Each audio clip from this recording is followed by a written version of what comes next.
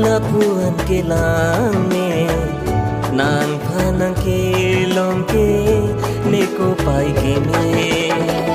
long chora la ka chi thing ko ang seng ve ne ta nang phang ka ching sam la nirbiriya jo nang ja bir mon jir so nang ke ro ne seng arlo kang hondo tha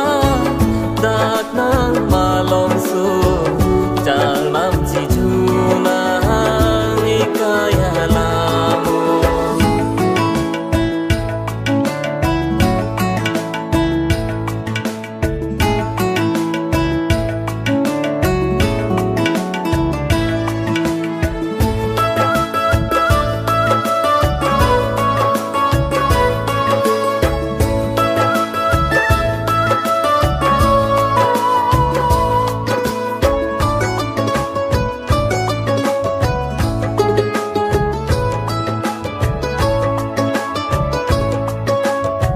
sam pri nang chi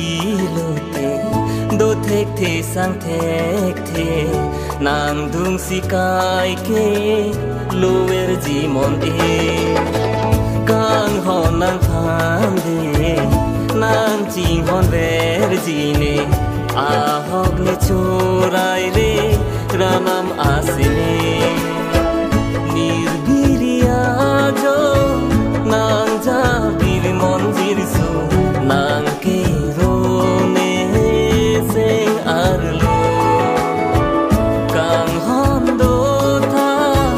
dak nang malong so chang nam chi chu na ni kaya la mo